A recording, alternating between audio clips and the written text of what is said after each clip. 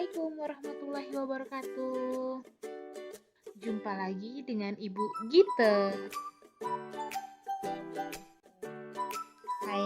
Hai. Apa kabarnya hari ini anak-anak Ibu?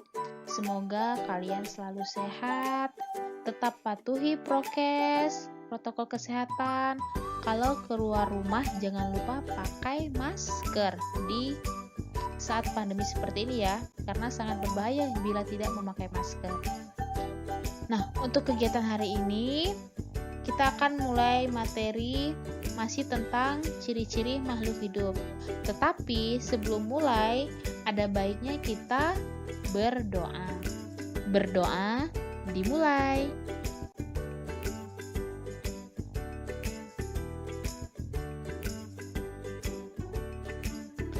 Berdoa selesai. Baiklah, langsung saja kita ke materi ya. Masih dengan ciri-ciri makhluk hidup ya, tema 1 ya. Nah, coba perhatikan gambar yang ada di video tersebut. Ada seorang anak memakai pakaian olahraga, pakai sepatu, kemudian di atas meja itu ada makan makanan buah, susu, sayur-sayuran. Kemudian ada lauk pauk. Kira-kira ibu akan membahas apa hari ini anak-anak? Ada yang tahu? Nah, hari ini ibu akan membahas tentang bagaimana menjaga kesehatan tubuh. Menjaga pola makan merupakan cara menjaga kesehatan tubuh. Berolahraga juga merupakan cara menjaga kesehatan tubuh. Tuhan sudah menciptakan makhluk dengan bentuk terbaik. Tugas kita adalah memelihara dan menjaganya. Menjaga kesehatan tubuh merupakan cara bersyukur kepada Tuhan. Apakah kamu sudah termasuk siswa yang suka bersyukur dan berterima kasih kepada Tuhan? Ibu berharap siswa-siswi ibu merupakan siswa yang selalu bersyukur dan berterima kasih kepada Tuhan. Amin, amin ya robbal alamin. Nah, kenapa kita harus bersyukur dan berterima kasih kepada Tuhan? Semakin banyak kita bersyukur, akan semakin banyak kebahagiaan yang kita dapatkan. Sampai di sini paham ya? Jadi, bagaimana cara kita menjaga kesehatan tubuh, Bu?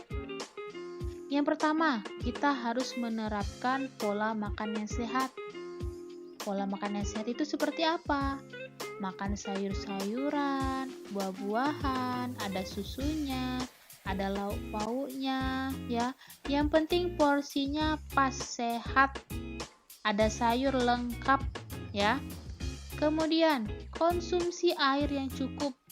Konsumsi air yang cukup ini karena tubuh kita itu butuh cairan yang banyak untuk kita beraktivitas sehari-harinya.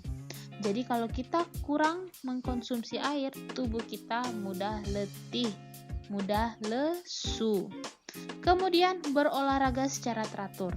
Berolahraga secara teratur ini banyak ya yang bisa kita lakukan. Misalnya jalan pagi, lari pagi, atau yang hobi bersepeda bisa bersepeda, yang hobi berenang bisa berenang. Apalagi di saat pandemi seperti ini, olahraga itu sangat penting untuk mengatur pernafasan di tubuh kita. Kemudian yang terakhir, yang sangat penting itu tidur yang cukup. Karena kenapa harus tidur yang cukup? Bila waktu tidur kita kurang, kita akan letih dan lesu keesokan harinya. Masa masih pagi kita udah mengantuk karena kita kurang tidur? Kan tidak baik. Jadi kita harus tidur yang cukup. Sampai di sini paham ya?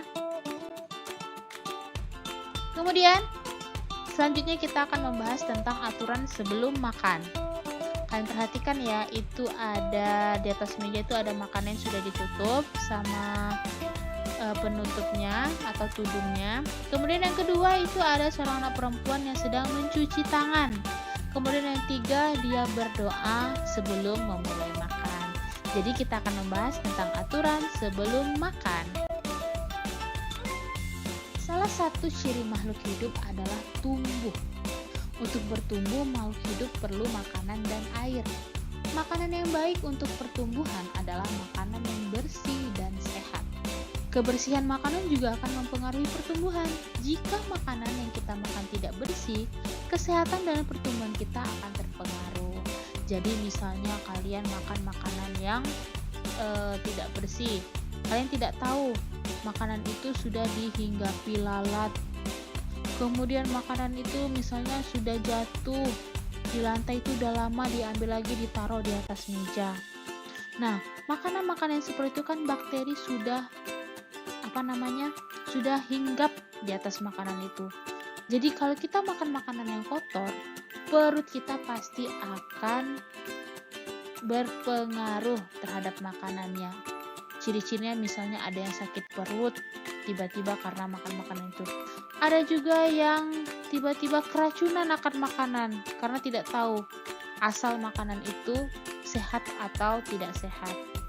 Jadi makanan bersih dan tidak bersih itu sangat berpengaruh pada kesehatan dan pertumbuhan kita. Apalagi untuk anak-anak ibu yang sekarang masih dalam masa pertumbuhan. Jadi konsumsilah makanan-makanan yang bersih. Kemudian salah satu cara menjaga makanan agar tetap bersih adalah dengan menutup makanan. Hal ini perlu dilakukan agar makanan tidak dihinggapi lalat atau hewan lainnya. Makanan dapat menjadi tempat lalat bertelur yang menyebabkan makanan menjadi kotor. Yang Ibu jelaskan tadi ya, makanan yang terbuka, dihinggapi lalat, kemudian lalat dia bertelur. Kan kita tahu lalat itu hobinya hinggap di tempat-tempat yang kotor. Jadi telurnya itu mengandung kotoran yang sudah dia bawa dari tempat dia hinggap sebelumnya, di sampah-sampah, di kotoran-kotoran. Jadi kalau dia udah hinggap di makanan, tercemarlah makanan itu sama kotoran lalat. Jadi makanan itu menjadi tidak sehat. Kemudian selain menjaga kebersihan, kita juga harus berdoa sebelum makan. Berdoa untuk berterima kasih atas karunia yang diberikan Allah.